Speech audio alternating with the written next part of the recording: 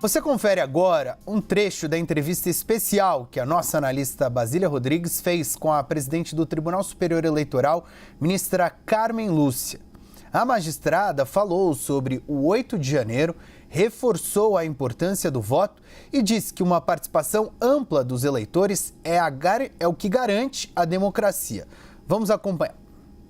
Ministra, em 2012, quando a senhora assumiu pela primeira vez a presidência do Tribunal Superior Eleitoral, o slogan da campanha daquelas eleições, estávamos lá cobrindo essas informações, né? Não nascemos agora, era voto limpo. Isso, porque foi logo depois da chamada Lei da Ficha Limpa. Perfeitamente.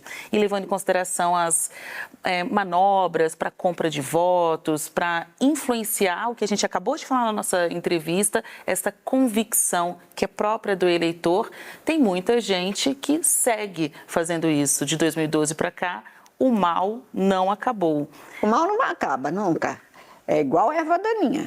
Todo dia tem que tirar. Neste primeiro turno, há um dado da polícia indicando que 21 milhões de reais em espécie, dinheiro vivo, foram apreendidos e há investigação para saber se serviriam para compra de votos. Até com o auxílio dessas investigações, PF, o Banco Central estão juntos para tentar evitar saques de dinheiro em caixas eletrônicos no segundo turno, evitar, portanto, que pessoas fiquem transitando por aí com grandes volumes de dinheiro. Como que a senhora vê o problema compra de votos ainda existente no pleito de 24? Ainda existente, com toda certeza. O que a Polícia Federal passou como dado de 21 milhões em espécie, 50 milhões em bens, foi de operações deflagradas durante este período eleitoral, mas não necessariamente eleitorais, nem por crimes eleitorais, nem por compra de alguém ter sido comprado com estes valores, ou algum voto ter sido comprado. O que se tem é que, neste período, assim que eu tomei posse, em junho ainda, eu constituí um núcleo exatamente para pensar como é que seria avaliado, composto inclusive por representantes da Polícia Federal, de Polícia Estadual, de Ministério Público, para verificar como é que a gente, cada vez mais, impede que as pessoas cheguem a oferecer vantagens, porque isto é um ilícito eleitoral. Então, nós não sabemos ainda, e é preciso que se saiba, e é preciso apurar com rapidez, se os valores que foram apurados e apreendidos em operações da Polícia Federal durante o período eleitoral, da campanha eleitoral, se estes valores eram voltados exatamente a isso que se chama compra de voto, que é o aliciamento irregular de votos, a tentativa de que alguém dê o voto em um determinado candidato, considerando aquilo que recebeu de vantagem, enfim.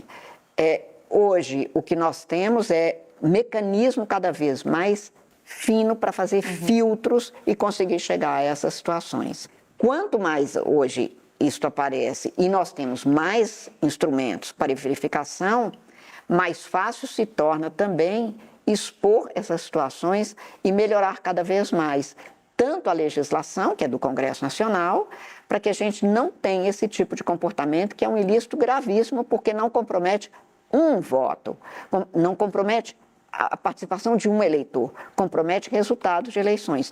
Nós temos uma eleição como essa, Basília, e todo voto conta, e todo voto é importantíssimo. Nós tivemos um município que teve empate entre os dois candidatos. Para se ver que cada voto conta e conta muito. Muito. Então, o voto tem que ser livre no sentido pleno da palavra. Votei no fulano porque acredito que ele seja o melhor candidato. Simples assim. E isso é comigo e é secreto, ninguém precisa de saber.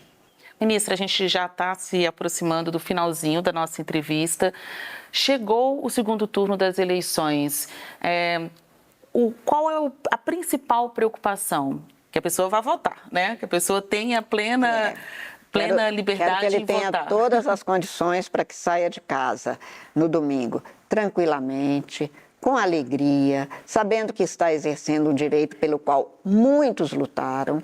Não foi fácil. A minha geração lutou para votar até no diretório acadêmico da faculdade, porque não tinha eleição direta e nós lutamos para chegar a ter. E lutamos para ter o direito de votar, no meu caso, em Belo Horizonte, porque os eleitores das capitais não votavam para prefeito, e depois para presidente da República, e fomos às ruas pedir diretas já. Então, foi uma conquista longa e é agradável, é bom você saber naquele dia que você está decidindo uma cidade que é não sua, é a cidade na qual você vive com os outros, para os outros. Quer dizer, eu acho que cada um na sua cidade, nós brasileiros somos municipalistas, até porque o município aqui apareceu antes do Estado, da Federação. E bom saber, né? No meu caso, eu fico encantada de dizer para todo mundo que eu vivo num Belo Horizonte. Como que eu não contribuo para esse horizonte? Que por ser belo não é só meu, nunca será. Então, que bom poder participar. E eu quero, é isso, que o eleitor, a eleitora saiba disso. Ninguém hoje está eleito nos 51 municípios onde terá segundo turno. Ninguém. É domingo que alguém vai ser eleito e alguém vai deixar de ser eleito. Até lá, ninguém. Fazendo um paralelo entre esse convite, vão às urnas, vão votar, e o convite que outras pessoas aceitaram de ir às ruas, protestar de maneira invasiva, invadindo aqui os prédios públicos, como o Supremo Tribunal Federal, obviamente, a gente está falando do 8 de janeiro, é questão de escolha, saber protestar nas urnas e... saber fazer escolhas. São escolhas que você faz na sua vida com o outro. Isto é conviver. Isto é viver com o outro. Isto é, pelo meio, neste caso, por um instrumento valiosíssimo que as gerações que vieram antes de você, ou, no meu caso, né, que as nossas gerações conseguiram garantir para todo mundo, que a gente exerça esse direito.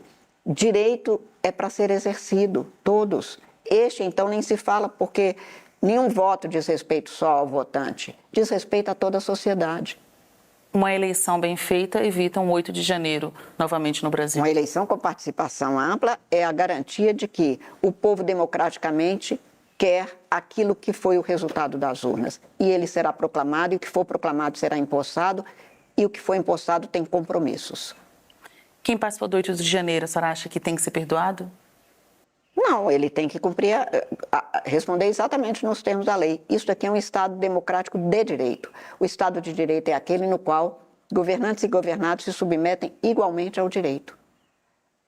Vandalismo, destruir instituições públicas, prédios públicos, tudo isso é crime. Lutar contra a democracia ou atuar contra a democracia é crime no caso brasileiro. No Estado de direito responde pelo crime praticado.